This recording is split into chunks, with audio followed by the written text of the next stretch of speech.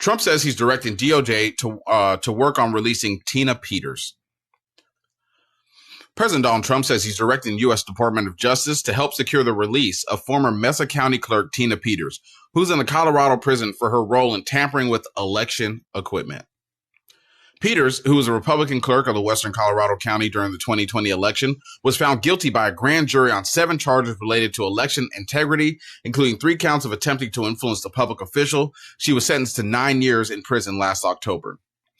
Radical left Colorado Attorney General Phil Weiser ignores illegals committing violent crimes like rape and murder in his state and instead jailed Tina Peters, a 69-year-old Gold Star mother who worked to expose and document Democrat election fraud.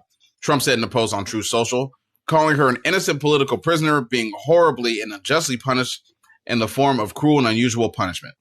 Trump pointed to Democrats flying to El Salvador to try to free Kilmore Abrigo Garcia, whose administration alleges an MS-13 gang member, while at the same time cruelly imprisoning Peters. In the months after the 2020 election, Peters allowed an unauthorized person access to the county election electronic voting machine and take images of server hard drives. Colorado must end this unjust incarceration of an innocent American, Trump added. I'm hereby directing the Department of Justice to take all necessary actions to help secure the release of this hostage being held in Colorado prison by Democrats for political reasons. Free Tina Peters now. Listen to this guy, man. We will never be the same again after this. I told you, never be the same again. Never will be. It's impossible. There can be no more norms again because the next person like him will do the same thing. They've seen that you guys are weak. This country is weak. You know what I mean? The people in this country, you guys have gotten to the point to where you understand that this country's gone from you. It's no longer. I've been saying that. Yeah. I've been telling everybody, like, look, there is no going back. All the stuff they've done in 3 months. 100 days.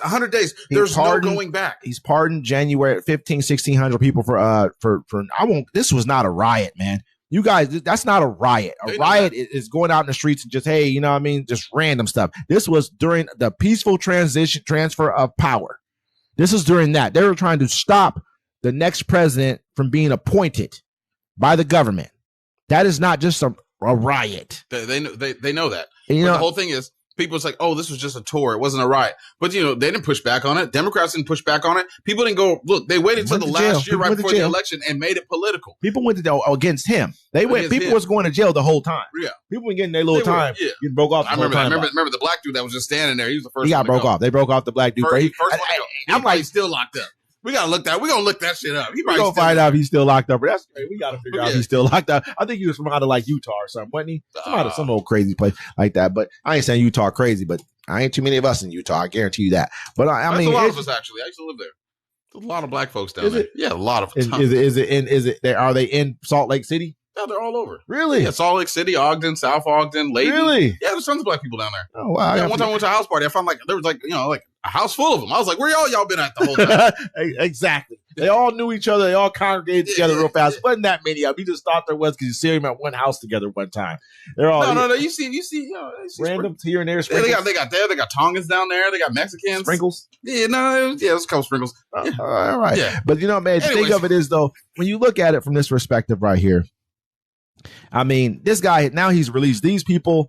He's pretty much about to pay Ashley Babbitt $30 million, her family, whatever, $30 million for saying that she was killed unjustly for climbing in a window, getting ready to go after and kill Mike Pence and the rest of everybody else. She was just leading the first climb through the window. He said she was the only one that could fit through the window. She's going to open the door for the rest of them. What do you think this was? And once they smoked her, everybody kind of got a little bit, everybody got their get right. You know what I'm saying? Once they knocked her down, everybody got their mind right. They had to knock her down for everybody like, oh, okay, they serious now. They ain't joking no more. I bet you if they had knocked down somebody outside, they wouldn't have made it inside.